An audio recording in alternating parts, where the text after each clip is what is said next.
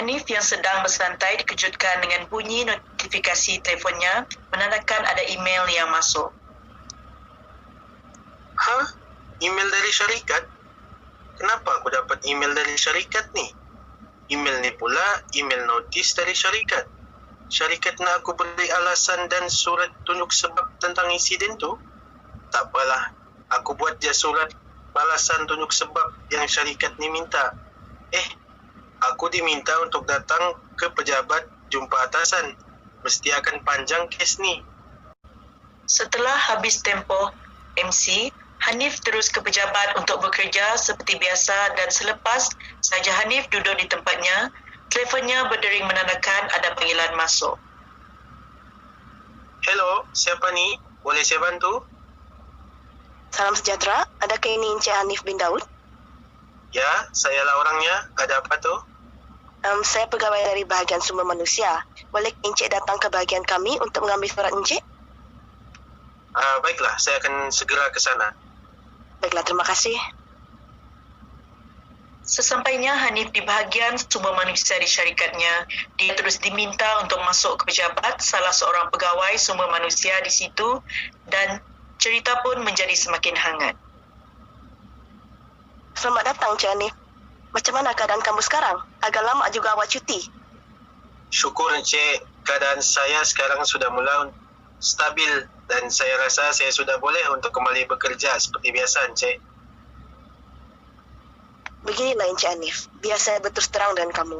Sekarang ni pihak syarikat telah pun bermasyarakat berkenaan kes kamu hari itu. Dan mereka semua berpendapat bahawa alasan kamu tidak kukuh dan kes kamu ini merupakan satu kes yang besar. Oleh itu, pihak syarikat akan mengadakan satu siasatan yang lebih mendalam tentang kes ini. Notis untuk menjalankan siasatan akan di-emailkan kepada kamu.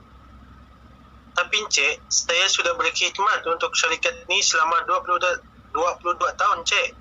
Tiada pertimbangan kah untuk kes yang saya alami ini? Lagi pula, Encik, perkara ini berlaku secara tidak sengaja. Bukan saya sengajakan perkara ini. Dan boleh saya tanya, adakah saya akan dilibatkan dalam siasatan ini juga? Maaf Encik, saya hanya menjalankan tugas saya saja.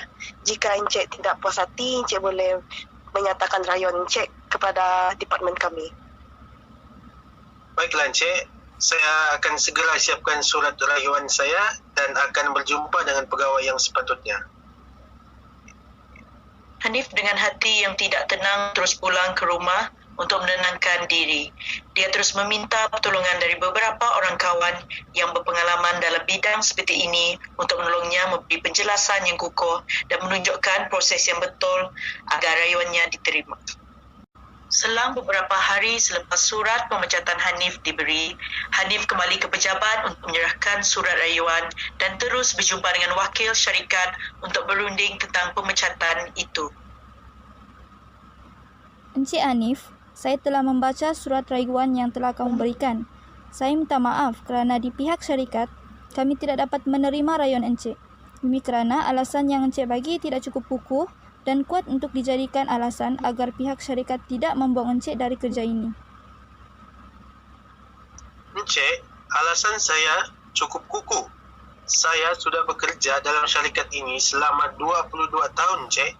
Dalam tempoh 22 tahun saya bekerja, saya tidak pernah sekalipun melakukan kesilapan yang merugikan syarikat.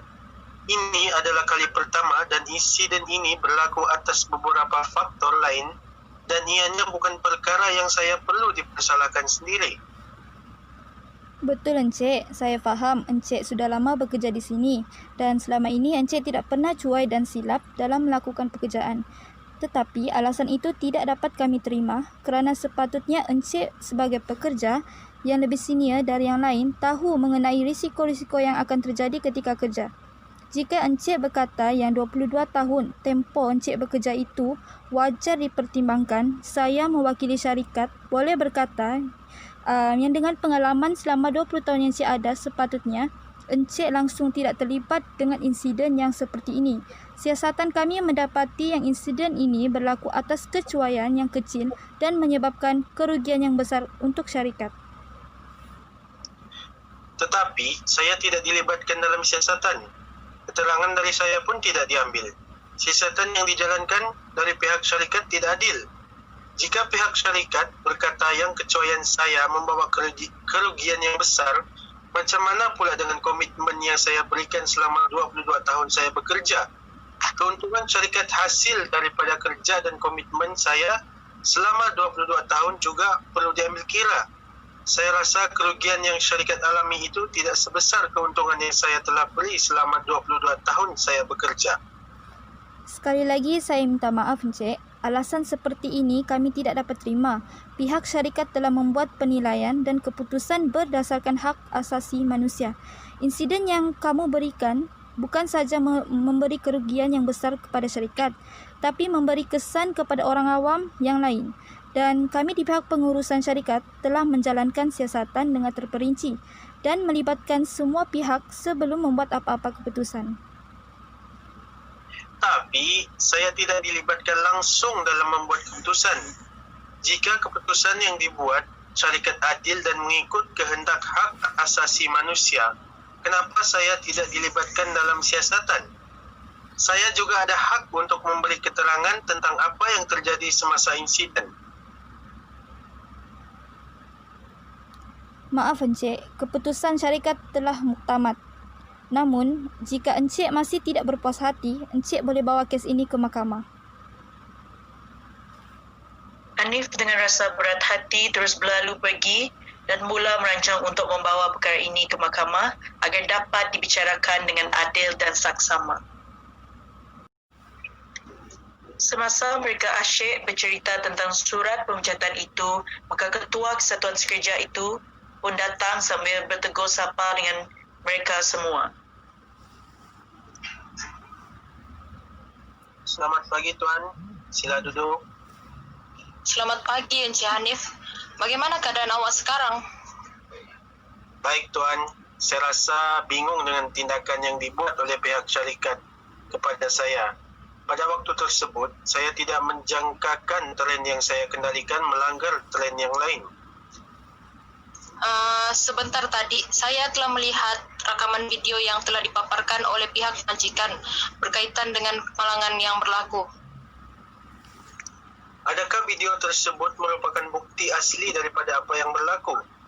Saya meragukan pihak syarikat berniat jahat mengambil keputusan untuk menamatkan perkhidmatan saya. Berdasarkan kandungan video tersebut, saya juga tidak dapat memastikan bahawa kandungan itu adalah asli ataupun tidak, kerana kandungan video tersebut kurang jelas. Namun, apa yang saya lihat adalah kereta api yang kamu kendalikan hilang kawalan dan telah melanggar tren kargo dan tren komuter di lorong kiri laluan kereta api. Tuan, sebenarnya bukan saya yang melanggar tren tersebut. Namun, tren tersebut yang melanggar saya. Lagipun, kelajuan tren yang saya kendalikan tidaklah selaju sangat dan sudah pasti saya mampu untuk mengendalikan kereta api tersebut daripada melanggar tren yang lain. Bagi pendapat saya, ini adalah kesilapan daripada penjaga laluan kereta api tersebut kerana tidak mengawal lalu lintas dengan baik. Selain itu, saya juga telah melihat video yang kedua daripada rakaman CCTV kawalan stesen lalu lintas yang berhampiran dengan kawasan kemalangan itu. Saya melihat semboyan tersebut memberikan amaran kepada kamu pada masa itu. Adakah kamu lupa mengubah tahap kelajuan semasa hampir tiba di kawasan lalu lintas itu? Saya sempat menurunkan kelajuan tren semasa hampir tiba di kawasan stesen kawalan lalu lintas, Tuan. Tetapi, memandangkan pada waktu tersebut keadaan hujan lebat dan saya juga tidak dapat melihat dengan jelas keadaan di hadapan laluan saya. Oleh itu, tanpa saya sedari, tiba-tiba saya bertembung dengan sebuah tren.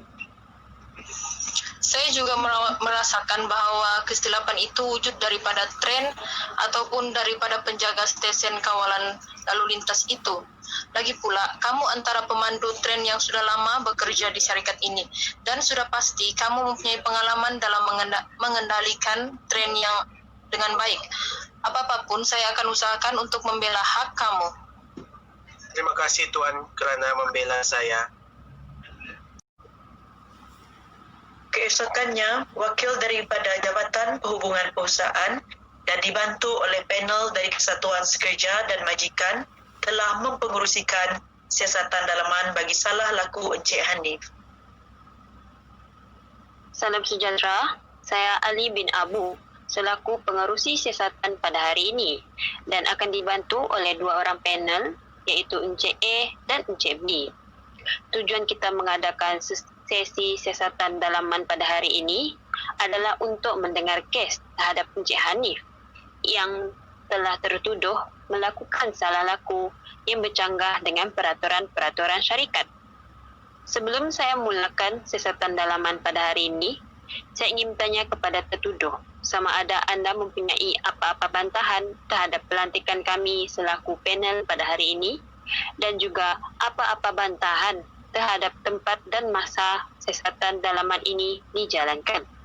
Sekiranya anda mempunyai sebarang bantahan, sila nyatakan sekarang berserta sebab-sebab atau alasan anda membuat bantahan tersebut. Sekiranya tiada bantahan yang dibuat, kita akan teruskan siasatan ini. Tiada, Tuan. Encik Hanif, saya akan bacakan pertuduhan satu persatu dan anda hendaklah menjawab sama ada anda mengaku bersalah atau tidak terhadap pertuduhan apabila saya selesai membaca setiap satu pertuduhan.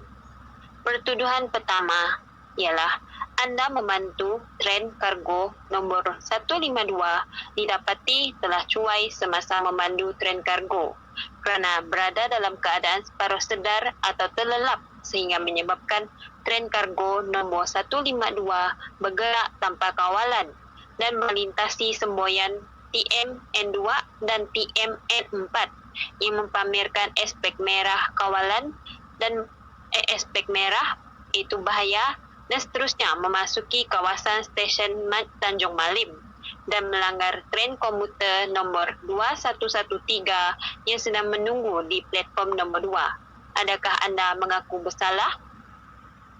Saya tidak mengaku bersalah kerana kemalangan tersebut disebabkan saya hilang tumpuan mengenakan brek pada masa yang sepatutnya kerana saya hampir dekat dengan signal, jadi saya terlajak. Pertuduhan yang kedua, anda melakukan kesalahan yang bertentangan dengan buku aturan Seksyen C Perkara 311 iaitu kerosakan harta benda disebabkan kecuaian. Adakah anda mengaku bersalah? Saya mengakui bersalah, Tuan. Pertuduhan yang ketiga ialah anda didapati tidak bertanggungjawab dalam melaksanakan kerja anda seperti dalam artikel 30 Kelakuan dan Tata Tertib Klausa 30.1.6 dan 30.1.9 Perjanjian bersama ke-8 antara Kereta Api Tanah Melayu Berhad dengan Kesatuan Sekerja KTM Berhad iaitu sebarang kesalahan perlu diambil tindakan tata tertib sama ada disengajakan atau kecuaian. Adakah anda mengaku salah? Saya tidak mengaku bersalah, Tuan, kerana saya bukan sengajakan perkara ini berlaku, tetapi adalah pada hari tersebut saya sangat penat dan tanpa saya sedari saya terlelap. Encik Hanif, adakah anda faham bahawa salah laku melanggar buku aturan Seksyen C Perkara 311 boleh dikenakan tindakan disiplin, diberhentikan kerja kerana cuai masa bekerja dan merugikan syarikat? Tuan Pengerusi, bolehkah hukuman tersebut dilonggarkan kerana saya sudah lama berkhidmat sebagai pemandu di syarikat ini dan baru kali ini saya melanggar salah laku yang tidak saya sengajakan. Maaf Encik Hanif, kita perlu mengikuti peraturan dan hukuman salah laku yang sudah ditetapkan oleh syarikat ini. Dan semasa anda memulakan kerja di syarikat ini, sudah pasti anda sudah bersetuju untuk mematuhi peraturan yang sudah ditetapkan oleh syarikat ini. Oleh itu, dengan jelas bahawa tertuduh bersalah dalam hari ini dan pada masa terdekat ini, keputusan siasatan akan diberikan dalam bentuk bertulis kepada tertuduh dalam masa terdekat ini.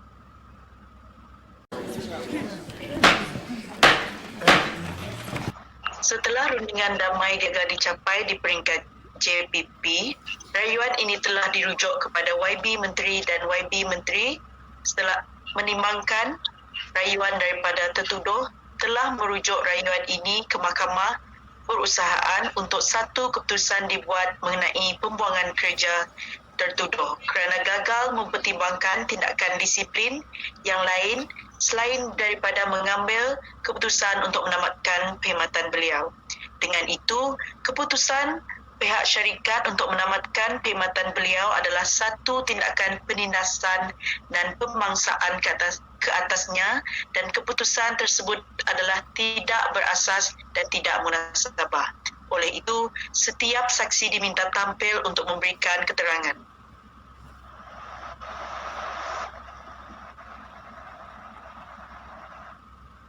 Baiklah, saya mendapat laporan bahawa kemalangan tersebut adalah dalam keadaan flashing iaitu gagal, di mana flashing ini merupakan situasi di mana poin 110B downline berada pada kedudukan reverse, manakala poin 110 upline pula berada pada kedudukan normal. Saya juga ingin mengemukakan laporan teknikal Jabatan Semboyan dan Komunikasi berkaitan dengan pelanggaran ini. Adakah saksi pertama ada bukti yang lebih kukuh untuk membuktikan kemalangan ini berpunca daripada Encik Hanif? Ya, saya ada rakaman video berkaitan dengan kejadian kemalangan yang disebabkan kedudukan tren Encik Hanif salah laluan. Setelah selesai memaparkan rakaman video tersebut, seterusnya saksi pendakwa 2 telah dijemput untuk memberikan keterangan. Saya bertugas untuk memantau operasi tren di stesen Tanjung Malim. Setiap pelepasan tren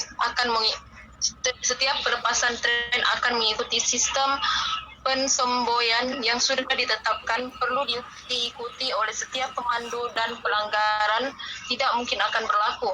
Namun pelanggaran antara tren komuter nombor 2113 dan tren kargo nombor 152 telah berlaku kerana pemandu gagal untuk mematuhi peraturan apabila melintasi N2 dan N4 yang berada di dalam aspek merah tanpa kebenaran CTC. Adakah pada hari kejadian tersebut sistem semboyan berfungsi dengan baik? Pada hari kejadian tersebut, pergerakan tren komuter nombor 2113 telah diputuskan untuk dilepaskan dari platform 2 dan sistem semboyan berfungsi dengan baik pada ketika itu. Setelah selesai saksi pendakwa 2 memberikan keterangan, maka juru bicara telah menjemput saksi yang ketiga untuk memberikan keterangan. Saya merupakan pemangku pengurus lokomotif V syarikat tersebut. Sistem deadman yang ada dalam tren tersebut berfungsi dengan baik dan akan berbunyi sekiranya ingin menghentikan tren.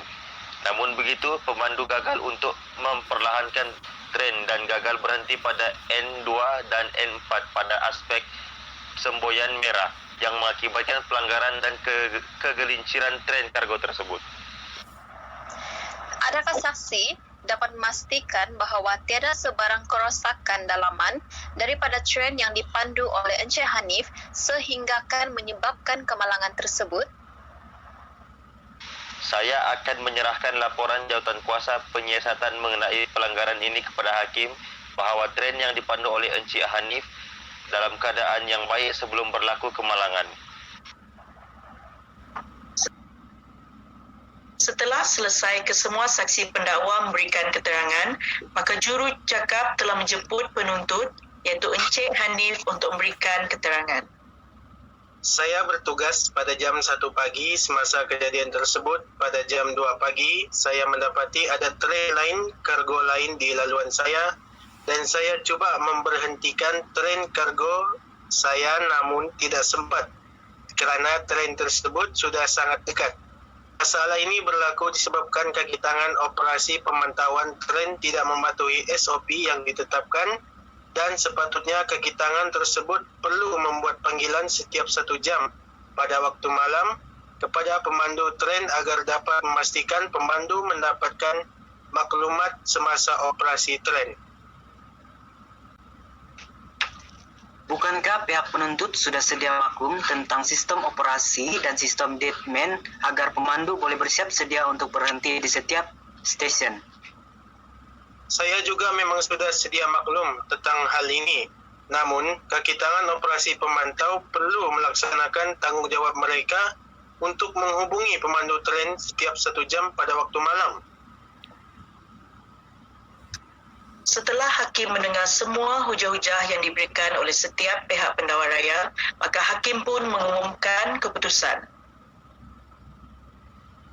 Berdasarkan bukti dan hujah yang sudah dikemukakan oleh pihak pembela dan pendakwa, maka saya ingin memutuskan bahawa Encik Hanif bersalah kerana terlelap ataupun tidur semasa menjalankan tugas, terutamanya yang melibatkan pemanduan tren. Pada pendapat mahkamah adalah satu salah laku yang serius kerana kecuaian tersebut akan memberikan implikasi yang besar kepada keselamatan penumpang dan reputasi pihak syarikat yang terlibat dalam bidang pengangkutan awam. Oleh itu, mahkamah berpendapat hukuman buang kerja adalah satu keputusan yang wajar yang dibuat dengan sebab atau alasan yang adil. Merujuk kepada kes Kuala Lumpur Glass Manufacturer Kosniran Berhad versus Hamzah Gemuk 1988 2 ILR 155. Selain itu, tertuduh gagal untuk mematuhi etika kerja yang telah ditetapkan dan telah lalai dalam menjalankan tugas dan kewajipannya. Memandangkan salah laku yang dilakukan itu adalah salah laku yang serius, maka keputusan untuk menamatkan perkhidmatan Encik Hanif adalah satu keputusan yang wajar yang dibuat dengan sebab atau alasan yang adil. Setelah selesai sahaja sesi perbicaraan di Mahkamah Industri berkaitan dengan penempatan kerja Encik Hanif, beliau pun bergegas pulang ke kediaman pekerja untuk mengemas barang-barangnya. Hai Hanif, bagaimana proses perbicaraan tadi? Okey juga? Hai Safwan, saya didapati bersalah dan tuntutan saya untuk kekal bekerja di sini ditolak oleh pihak mahkamah. Adakah pihak syarikat berjaya membuktikan yang kau tu bersalah? Mahkamah memutuskan pihak syarikat telah berjaya membuktikan atas imbangan kebarangkalian salah laku yang dikatakan telah saya lakukan, dan dengan itu mahkamah berpendapat pembuangan kerja saya adalah dengan sebab atau alasan yang adil.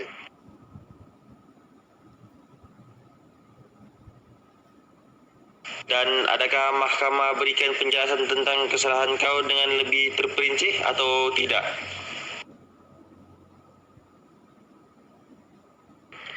Mahkamah telah mengambil kira keseluruhan hujah dari pihak syarikat dan saya sendiri, serta pihak mahkamah juga telah mengambil kira peruntukan Seksyen 30 dalam kurungan 5 Akta Perhubungan Perusahaan 1967, iaitu bertindak mengikut equity, hati nurani dan merit case tanpa memikirkan kepada perkara teknikal dan bentuk undang-undang. Lagipun, bukti saya tidak cukup kukuh untuk membuktikan saya tidak bersalah. Kat mana? Habis tu, lepas ni kau nak kerja kat mana? Belum pasti lagi ni di mana. Tapi yang saya pasti kali ini, saya mau menjadi penganggur berjaya yang mampu mengharumkan negara kita.